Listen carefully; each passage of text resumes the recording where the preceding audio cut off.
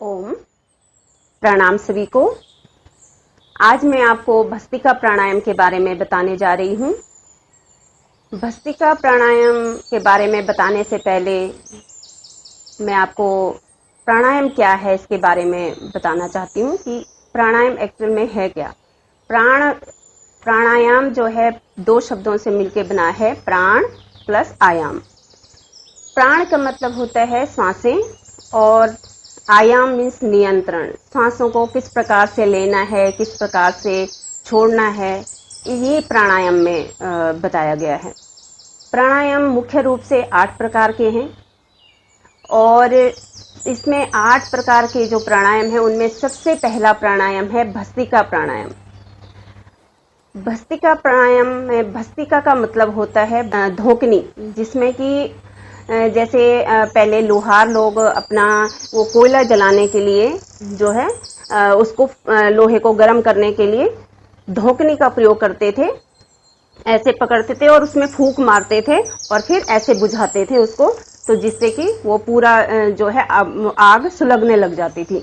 तो इसी प्रकार से वो संस्कृत में धोकनी जो है भस्त्रिका को धोकनी कहा जाता है, तो इसीलिए इस प्राणायाम का नाम भस्त्रिका प्राणायाम रखा गया। भस्त्रिका प्राणायाम में लंबा गहरा सांस लिया जाता है और लंबा गहरा सांस ही छोड़ा जाता है। इसकी विधि है, सबसे पहले कोई भी आसन लगा लीजिए, सुखासन, पद्मासन, अर्ध पद्मासन, फिर उसके बाद मुद्रा, पहली उंगली अंगूठे के साथ और जो तीनों उंगलियां हैं वो बिल्कुल सीधी, हथेलियां ऊपर की ओर और हथेलियों का नीचे की साइड जो है वो आपके घुटने पे, कमर गर्दन सीधी और आंखें कोमलता से बंद, चेहरे पे हल्की सी मुस्कुराहट, और इसी के साथ करते हैं भस्त्रिका प्राणायाम। भस्त्रिका प्राणायाम में 2 से ढाई सेकंड में सांस भरनी है और 2 से ढाई सेकंड में सांस छोड़नी है। जो नए साधक हैं, जिनको पहले जो है प्राणायाम जिन्होंने किया नहीं है, तो उनको 2 से ढाई सेकंड में लंबा गहरा सांस भरना है और धीरे धीरे से लंबा गहरा सांस छोड़ना है। मनी मन पवित्र ध्वनि ओम का उच्चारण या कुछ भी आप मंत्रोच्चारण मनी मन कर सकते हैं, जिससे कि आपके सांसों की जो गति है वो धीमी हो और लंबी हो और छोड़ते हुए भी उतना ही। जैसे अगर 2-2.5 सेकंड में सांस भरी है तो कोशिश करनी है कि 3-4 सेकंड में सांसों को छोड़ें। लेकिन अगर ऐसा नहीं होता है पहले तो आपने 2-2.5 सेकंड में जितना टाइम सांसों को भरने में लगाया है उतना ही टाइम सांसों को छोड़ने में लगाना है।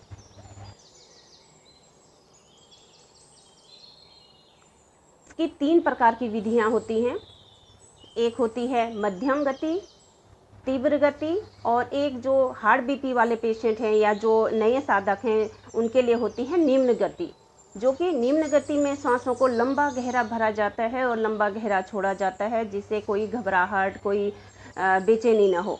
और फिर दूसरा है मध्यम गति। मध्यम गति से सभी लोग कर सकते हैं जो स्वस्थ हैं। और एक होती है तीव्र गति। तो तीव्र गति में वही करें वो जो साधक पुराने हैं, जो युवा हैं, बिल्कुल स्वस्थ हैं, वो तीव्र गति के साथ भी कर सकते हैं। तो इसकी सबसे पहले तो इसकी जो है निम्न गति, जो कि हार्ट बीपी वाले पेशेंट और नए जो साधक हैं वो करेंगे।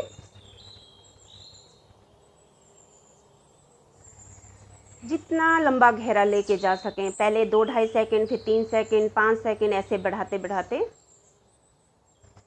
पूरे सांसों को भरना है और जैसे ही भरा वैसे ही छोड़ देना है। फिर से भरना है लंबा गहरा और जैसे ही भरा छोड़ दिया। इसमें हमारे जो है फेफड़े फूलते हैं। जब हम सांसों को भरते हैं तो फेफड़े फूलते हैं। जब हम लंबा गहरा सांस भरते हैं तो बहुत तेज ऐसे पूरे गुब्बारे की तरह फूलते हैं, और जब हम सांसों को बाहर छोड़ते हैं तो पूरा जैसे गुब्बारा सिकुड़ जाता है, उसी तरह से हमारे फेफड़े भी सिकुड़ जाते हैं। इससे क्या होगा, हमारा जो लंग्स हैं, लंग्स की कैपेसिटी बढ़ जाती है और लंग्स अपना पूरा काम करने लग जाते हैं। जितना वो कर सकते हैं उतना हम उनसे काम लेते नहीं हैं। उसका 5-7% ही हम उनका यूज़ करते हैं। और जब धीरे धीरे हम सांसों को धीरे धीरे कम कम लेने लग जाते हैं, जैसे नॉर्मल जीवन में या दिनचर्या में हम सांस तो हर वक्त लेते हैं, लेकिन पता ही नहीं चलता कि हम सांस किस तरह से ले रहे हैं। तो इसीलिए प्राणायाम इस प्रकार से बनाए गए हैं। हर प्राणायाम में सांसों को लेने की और छोड़ने की अलग अलग विधियां हैं। और भस्त्रिका प्राणायाम में जो है लंबा गहरा लेना और लंबा गहरा छोड़ना, ये जो है निम्न गति है। अब मध्यम गति के साथ कैसे करेंगे?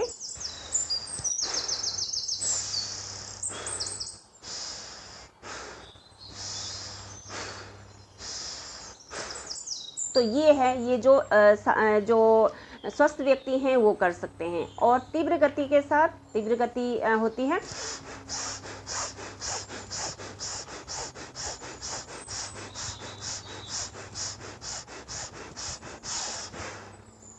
तीव्र गति के साथ सिर्फ वही करें जो साधक नए नहीं हैं, जो युवा हैं और जो अपनी एनर्जी लेवल को बढ़ाना चाहते हैं, जिनको लो बीपी रहता है, लो सा फील करते हैं, या जिनको ध्यान नहीं लगता है प्राणायाम करते होता है ना, जैसे हम कहते हैं प्राणों पे ध्यान, तो ध्यान कहीं और जाता है।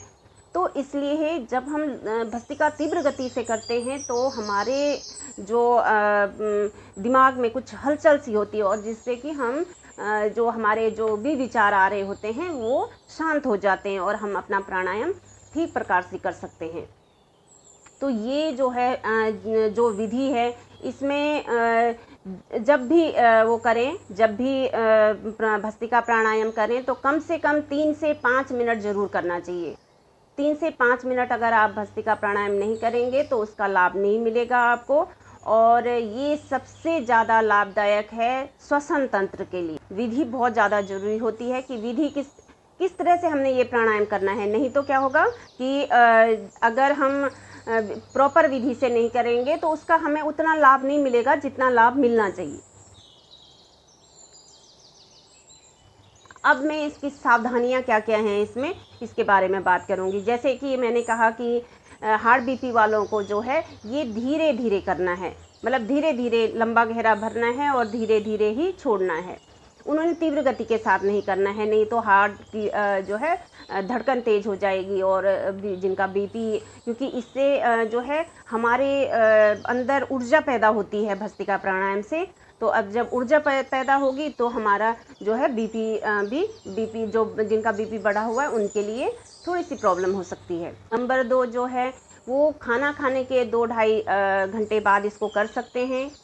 जैसे जिनको लंग्स की बहुत ज़्यादा दिक्कत है, जिन नाक बंद है जिनका, तो उनको पहले एक नासिका से सांसों को छोड़ते हुए, पहले बाएं नासिका से सांस भरा छोड़ा फोर्स के साथ, और फिर दूसरी नासिका से, जिससे कि दोनों नासिकाएं साफ हो जाएं। और फिर उसके बाद आपको भस्त्रिका प्राणायाम करना चाहिए, जिससे कि जो है हमारे श्वास से पूरी जो प्राणवायु अंदर जाए और पूरी दूषित वायु जो है वो बाहर आ जाए।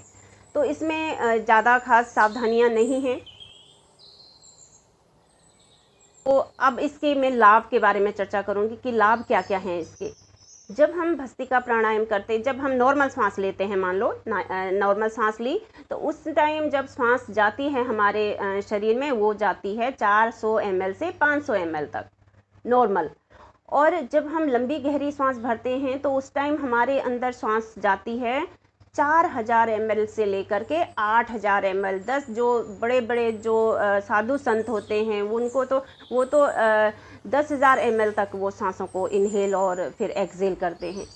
तो इससे देखो कि हमारे शरीर की हर नस नाड़ी तक, हर टिश्यूज़ तक, हर सेल्स तक, चाहे वो बोन्स के सेल्स हों, चाहे वो जो है मसल सेल्स हों, चाहे वो ऑर्गन सेल्स हों, कोई भी सेल्स हों, तो सभी सेल्स तक जो है वो प्राणवायु पहुंचनी बहुत ज़रूरी है। नहीं तो वो क्योंकि हमारे शरीर के जो सेल्स होते हैं, जो सबसे छोटी इकाई होती है हमारे शरीर की, वो सेल्स जो है बनते बिगड़ते रहते हैं। लेकिन जब अब हमारे ब्लड में जो है ऑक्सीजन नहीं मिलेगी, जब ब्लड जो है हमारा साफ़ नहीं होगा, तो जो वो सेल्स हैं, जो डेड सेल्स हैं, वो रीएक्टिवेट नहीं हो पाएंगे, दोबारा जो है जनरेट नहीं होंगे सेल्स। और हमारा जो जिस ऑर्गन्स का सेल्स जो है वो डैमेज होने लग जाते हैं, उनके टिश्यूज़ भी फिर ख़राब होने लग जाते हैं और धीरे धीरे उनमें जो है विकृतियाँ आ जाती हैं और उस कमरे में रोग उत्पन्न होने लग जाते हैं।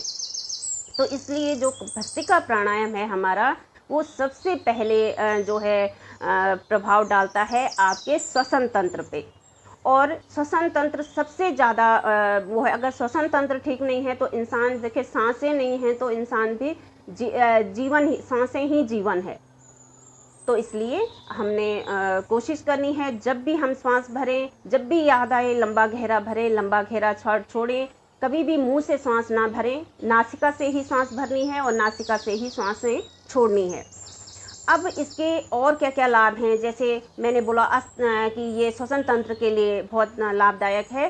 तो जैसे इसमें क्या क्या आ जाते हैं, दमा, अस्थमा, एलर्जी, सर्दी, जुकाम, और जिनको टीबी है, क्षय रोग है, जिनको माइग्रेन है, जिनको जो है हार्ट की दिक्कत है, जिनको कुछ भी प्रॉब्लम है सांसों से रिलेटेड, ब्लड के सर्कुलेशन से रिलेटेड, क्योंकि इससे ब्लड का सर्कुलेशन भी प्रॉपर होता है। वो कैसे होता है, जब हमारा जो ब्लड है जो हार्ट से पूरे शरीर में जाता है, जो ऑक्सीजनेटेड ब्लड है, और पूरे शरीर की नस नाड़ियों से जो भी दूषित ब्लड है हमारा, डीऑक्सीजनेटेड ब्लड है, वो दोबारा से हमारे हार्ट में जाता है और हार्ट से जो है वो लंग्स में जाता है।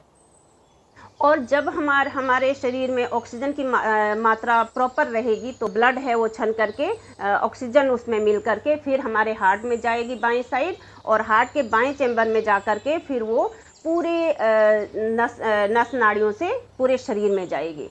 और अगर ब्लड में ऑक्सीजन की मात्रा प्रॉपर है तो उससे क्या हो जाएगा, ब्लड पतला हो जाएगा और वो हर नस नाड़ी तक, 73 करोड़ नस नाड़ियाँ हमारे शरीर में होती है, 72 करोड़ 72,10,201, इन सभी नस नाड़ियों में जो है ब्लड का सर्कुलेशन पहुंचना बहुत ज़रूरी है। कुछ कुछ नस नाड़ियाँ बाल के बराबर भी होती हैं, उसमें भी ब्लड का सर्कुलेशन प्रॉपर चाहिए। नहीं तो जो अगर छोटा सा भी क्लॉट जो है ब्लड का अगर मस्तिष्क में बन गया, हमारे ब्रेन में बन गया, तो ब्रेन हेमरेज हो जाता है, मिर्गी के दौरे पड़ते हैं, और भी बहुत ज़्यादा, कहीं पे अगर हार्ट के कहीं पे किसी में ब्लॉकेज हो गई है तो वो फिर हार्ट अटैक हो जाता है। तो इसलिए पैरालाइज अटैक हो जाता है कहीं पे भी, मतलब जिस भी साइड में अगर ब्लड क्लॉटिंग हो गई है मस्तिष्क में, तो उसका पूरा शरीर धीरे धीरे से उस साइड का काम करना बंद कर देता है, मुंह भी टेढ़ा हो जाता है। तो इसलिए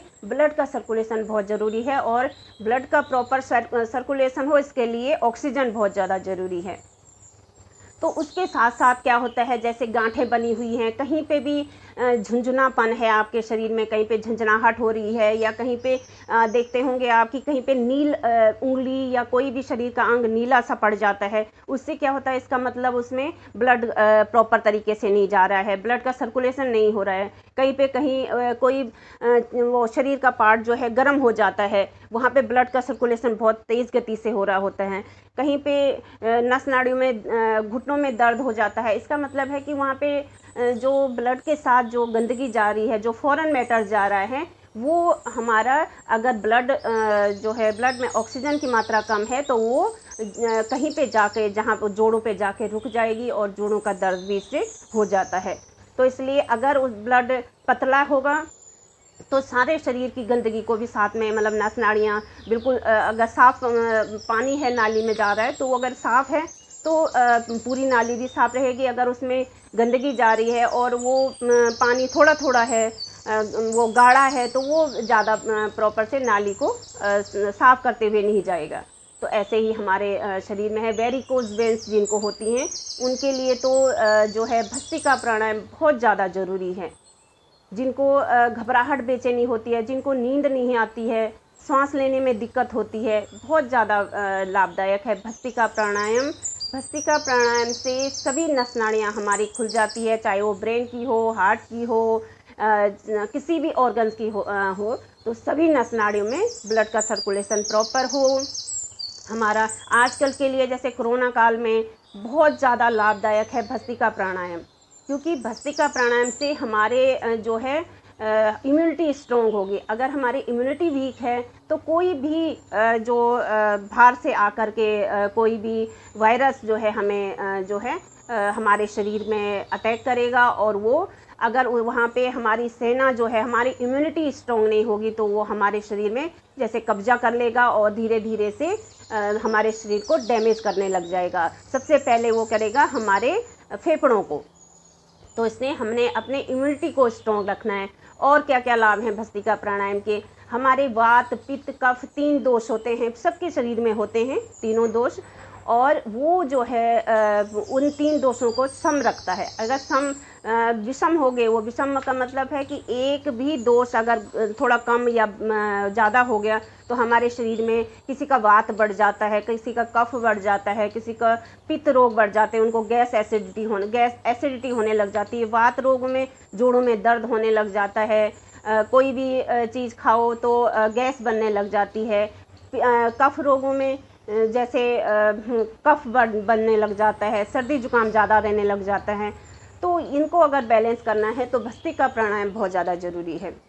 इसी प्रकार जैसे हमारा पंच तत्वों से हमारा शरीर बना हुआ, जिस प्रकार जो 5 महाभूतों से हमारा जो है ये ब्रह्मांड बना है, उसी प्रकार पंच तत्वों से हमारा शरीर बना है। वो है जो है पंच तत्व हैं हमारे अग्नि, वायु, आकाश, पृथ्वी और जल। तो वो 5 तत्व हैं, उन 5 तत्वों का भी बैलेंस होता है इससे। और जो हमारे 5 प्राण हैं, 5 प्राण प्रकार के वायु हमारे शरीर में विचरण करती है, जो कि हमारे जो शरीर को सुचारू रूप से चलने में मदद करती है। वो 5 जो प्राण हैं और 5 उसके उप प्राण हैं, तो ये भी बैलेंस होते हैं। हमारे शरीर में 8 चक्र हैं, तो अष्ट चक्र 9 द्वार हैं हमारे शरीर में, तो 8वां चक्र जो है जागृत होने लग जाते हैं जो है भस्त्रिका प्राणायाम करने से। और जो हमारे 8 चक्र हैं और 9 द्वार हैं, 9 द्वार में जो कि निष्कासी की क्रियाएं होती हैं, जिससे कि हमारा जो फॉरेन मैटर्स है वो बाहर निकलता है। तो वो कौन कौन से हैं 9 द्वार? जैसे 2 नाक हो गई, 2 आँखें हो गई, 2 कान हो गए, मुंह हो गया और मलमूत्र द्वार हो गया। तो इससे त्वचा होगी, इससे क्या हो जाता है हमारा वेस्ट जो है बाहर निकलते हैं। लेकिन अगर हमारे अंदर ऑक्सीजन की कमी होगी, हमारे अंदर प्राणवायु की कमी होगी, तो हमारे ये जो चारों जो ये 9 द्वार हैं वो भी अपना उनकी भी जो है कार्य क्षमता कम हो जाएगी, और 9 द्वार भी अपना काम करना धीरे धीरे से कम कर देंगे। और अगर निष्कासी की क्रिया बंद होगी तो हमारा शरीर जो है धीरे धीरे से रोगी होने लग जाएगा।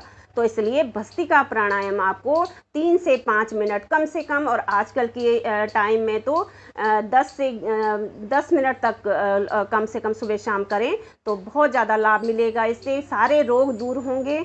और इसमें नियम का बहुत ध्यान रखना है, समय का ध्यान रखना है। और इसी के साथ मैं आपसे विदा लेती हूँ, और अगली वीडियो में मैं आपको कपालभाति प्राणायाम के बारे में बताऊंगी। तो सभी स्वस्थ रहें, निरोग रहें, योग करते रहें। ओम प्रणाम।